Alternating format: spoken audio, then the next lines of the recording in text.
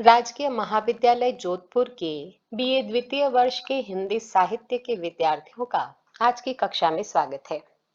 आज हम बात करेंगे कृष्ण भक्ति काव्य की प्रमुख प्रवृत्तियों की। कृष्ण भक्ति साहित्य आनंद और उल्लास का साहित्य है। इस साहित्य ने जीवन में व्याप्त जड़ता को भंग कर उसे गतिशील बनाया और उद्देश्यहीनता को दूर कर उससे लक्ष्य की ओर अग्रसर किया। जीवन की नीरसता को समाप्त कर उसे सुषमा सौंदर्य की ओर अग्रसर करने में कृष्ण काव्य की महती भूमिका रही है। कृष्ण भक्ति साहित्य ने सैकड़ों वर्षों तक भक्त जनों को मुग्ध बनाए रखा। कृष्ण भक्ति काव्य की प्रमुख प्रवृत्तियों को हम इन बिंदुओं के आधार पर समझ सकते हैं। कृष्ण लीलाओं का अंकन। कृष्ण के चरित्र में भक्ति का समावेश होने से धर्म और साहित्य में लंबी परंपरा से होकर कृष्ण चरित्र को वर्तमान स्वरूप तक पहुंचना पड़ा। भक्ति काल में कृष्ण की लीलाओं का गुणगान प्रचुर मात्रा में किया गया। प्रत्येक कवि ने अपने ढंग से कृष्ण की बाल लीलाओं, रास लीलाओं, चीरहरण लीला, दान लीला, गोचारण लीला आदि लीलाओं का चित्रण किया। विषय वस्तु की दृष्टि से इन लीलाओं में एक रूपता होने के कारण शुष्कता आ सकती थी। भक्त कवियों ने अपनी निजी अनुभूतियों का रस उड़ेल कर लीलाओं को सरस बना दिया। इस काव्य में कृष्ण के ऋषि रूप, धर्म विशारद रूप, नरेश रूप के स्थान पर गोपाल कृष्ण और गोपी वल्लभ का ही प्रकाशन किया गया है। कृष्ण की लोक रंजनकारी लीलाओं का उन्मुक्त भाव से गायन इन कवियों ने किया है। ये कवि लीला का आनंद प्राप्त करना चाहते थे। अपने लिए वे लीलामृत को ही यथेष्ट समझते थे। बाल गोपाल की वात्सल्यपूर्ण लीलाएं, किशोर कृष्ण की माधुर्य और भावपूर्ण गोप गोपी लीलाएं अनेक आयामों के साथ इस काव्य में उपलब्ध है। कृष्ण तो स्वयं लीला पुरुषोत्तम हैं। उनकी लीलाओं में ये कृष्ण भक्त कवि क्यों न मग्न होते। स्त्री पुरुष के रति भाव में अखंड आनंद की पूर्णता की कल्पना की गई है। मौलिक उद्भावनाएं। हिंदी कृष्ण काव्य से पूर्व संस्कृत, प्राकृत और अपभ्रंश में कृष्ण संबंधी काव्य पर्याप्त मात्रा में रचा जा चुका है। इस समय विविध कृष्ण भक्त संप्रदायों की स्थापना हो चुकी थी और आचार्यों ने अपने अपने संप्रदाय को दार्शनिक आधार दे दिया था। कृष्ण काव्य का स्रोत सर्वाधिक तौर पर भागवत पुराण है। भागवत पुराण वैष्णव धर्म का स्तंभ है। भागवत में प्रस्तुत की गई कृष्ण कथा को आधार मानकर हिंदी कवियों ने मौलिक उद्भावनाएं की। भागवत में कृष्ण का अलौकिक रूप और ब्रह्मत्व अधिक है। हिंदी में वे सामान्य बालक की तरह क्रीड़ाएं करते हैं और किशोरों की तरह प्रेम लीलाएं करते हैं। भागवत में कृष्ण की अनुराधिका एक गोपी का उल्लेख मात्र है, किंतु हिंदी कृष्ण काव्य में राधा की कल्पना को साकार किया गया है। इस प्रकार राधा कृष्ण की युगल उपासना और युगल लीलाओं का चित्रण किया गया है। रस निरूपण। हिंदी का कृष्ण काव्य केवल एक ही रस से आप्लावित है और वह है ब्रज रस, अर्थात काव्य में वात्सल्य, श्रृंगार और शांत का पूर्ण परिपाक हुआ है। इन रसों के विभाव, अनुभाव, संचारी आदि अवश्य पृथक पृथक नहीं है। रस की दृष्टि से कृष्ण काव्य अत्यंत सफल काव्य है। सूरदास के काव्य में वात्सल्य और श्रृंगार का पूर्ण उद्रेक है। इन दोनों रसों का वे कोना कोना झांक आए थे। सूर और मीरा ने शांत रस का आधार संसार, माया, अविद्या, अज्ञान आदि को बनाया और वैराग्य जगाया। ये कृष्ण की लीलाओं में तन्मय थे, अतः केवल मानसिक विरक्ति के द्वारा उस दशा में पहुंचना चाहते थे जहां सब ओर से मन खींचकर केवल कृष्ण के अनुराग में ही रंजित हो जाए। सूर के आरंभिक विनय पदों में दैन्य तथा मीरा में वैराग्य भाव मिल जाता है। इसके उदाहरण देखिए। जा दिन मन पंछी उड़ जय है, ता दिन तेरे मन तरुवर को, सबे पात झड़ी जय है। इसी प्रकार अन्य दोहा है। रस बस होत लाल, प्यारी तेरी बदन झलक, अपने स्वभाव के सहज माधुरी, बनी है ललाट पर पतरी अलक। भक्ति का स्वरूप। कृष्ण भक्ति काव्य के मूल में भगवान के प्रति रति भाव का प्राबल्य है। प्रसंगानुसार यह रति वात्सल्यासक्ति, सख्यासक्ति, कांतासक्ति आदि आसक्तियों में आकार ग्रहण करती दिखाई देती है। कृष्ण भक्ति में प्रेम का ऐसा ज्वार है, भक्ति का ऐसा उन्माद है, जिसके सामने लोक, वेद और शास्त्र की मर्यादा मुंह ताकती रह जाती है। वैदिक भक्ति का राम काव्य में महत्वपूर्ण स्थान है।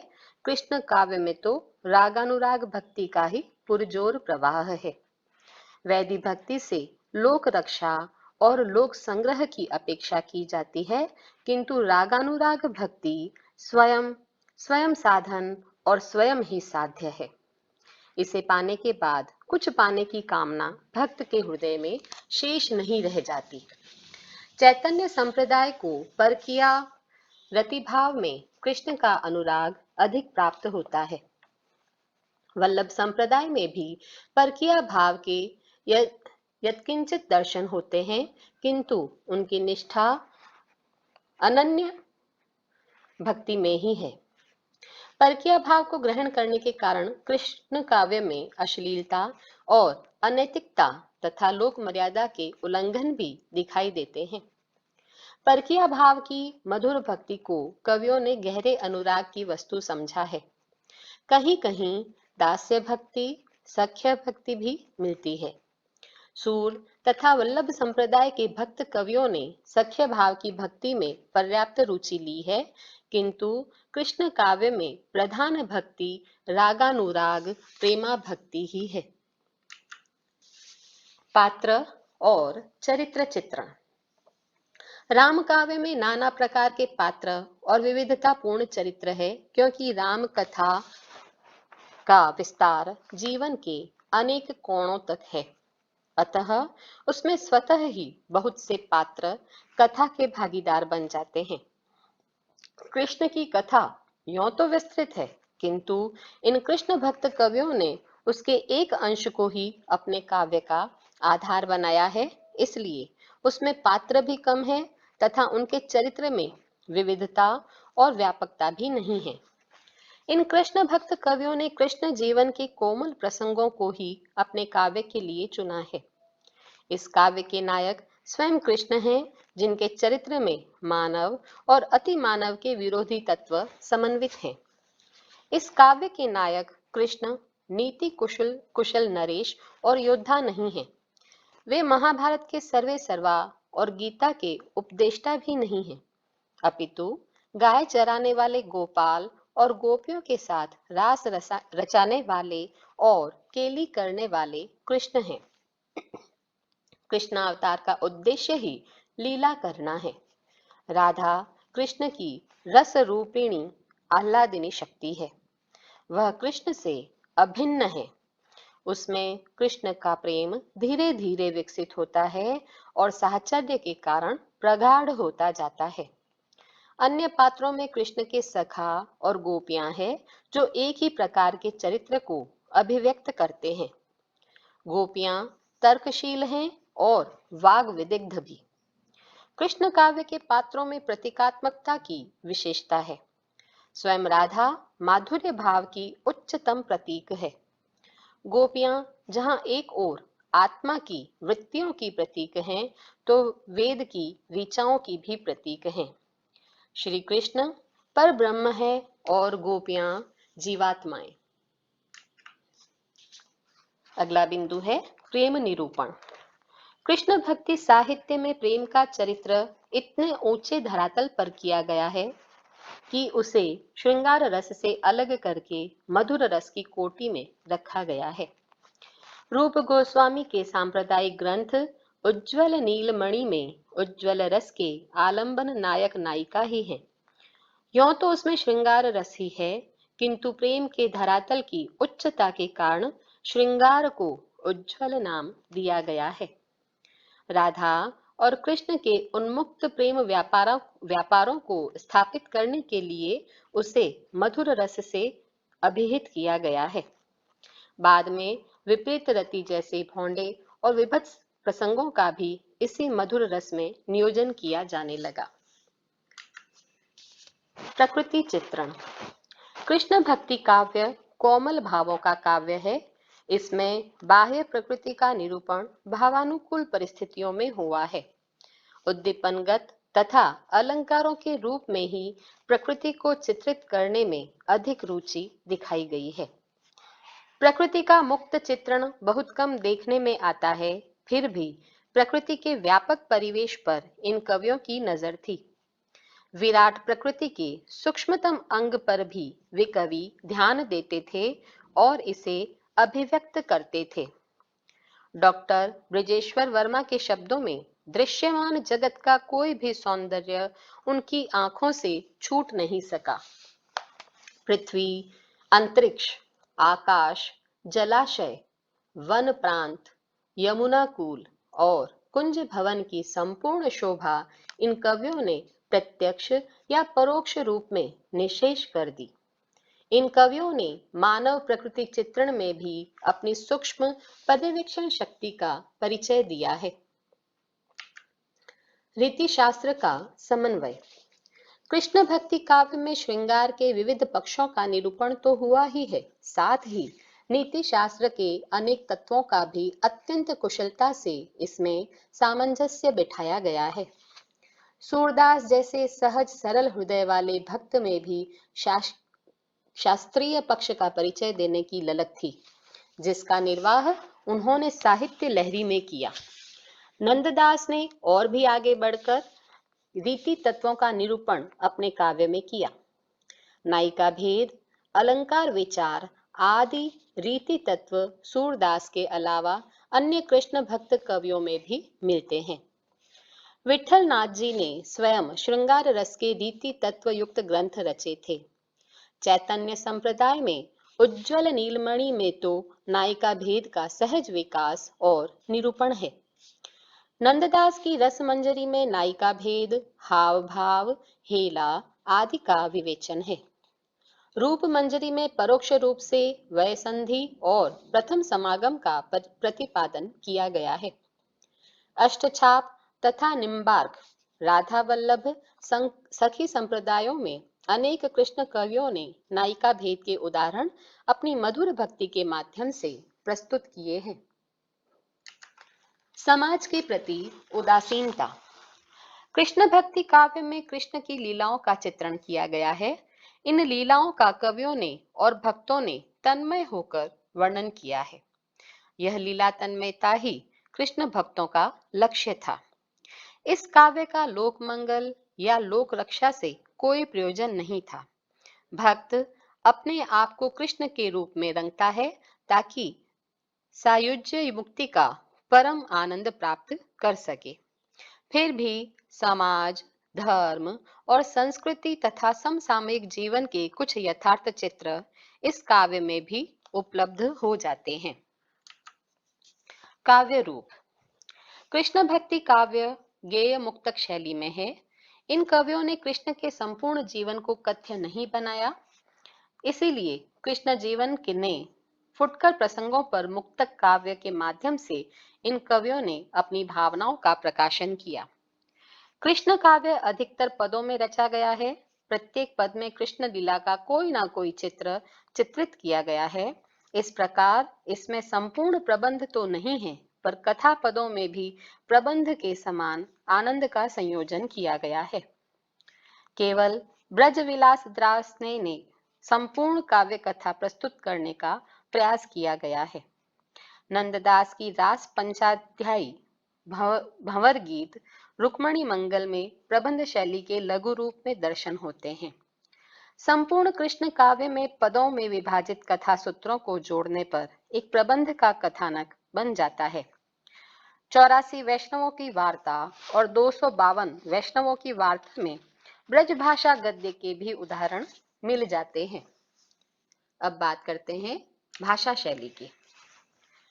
कृष्ण काव्य में तत्कालीन लोक प्रचलित और साहित्यिक भाषा ब्रज भाषा का प्रयोग किया गया है। ब्रजराज श्री कृष्ण ने जिस मिट्टी में अपनी लीलाएं की, इन भक्तों को वहां किया कण कण प्रिय था।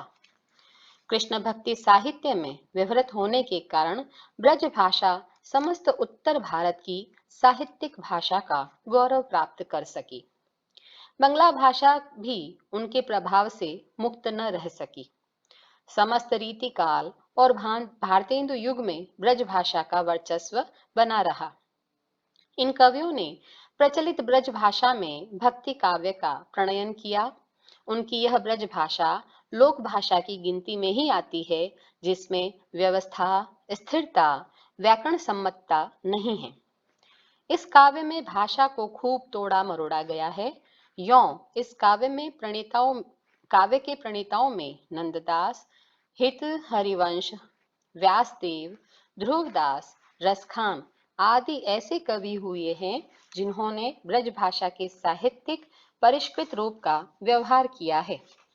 सूरदास ने ब्रज भाषा का बहुविध प्रयोग करके उसकी शक्ति से सबको परिचित करा दिया था, तभी तो उसका सही दिशा में विकास हो सका। कृष्ण काव्य अधिकतर गीतिपद शैली में है। इस काव्य में भावात्मकता, संगीतात्मकता, वैयक्तिकता और कोमलता है। इसमें अभिव्यंजना की अनेक शैलियों के दर्शन होते हैं और वर्णनात्मक प्रसंगों में सरल ग्रामीण अथवा धार्मिक पदावली में वाच्यार्थ की प्रधानता है, तो दूसरी ओर विरह चित्रण में लाक्षणिक पदावली का प्रयोग किया गया है।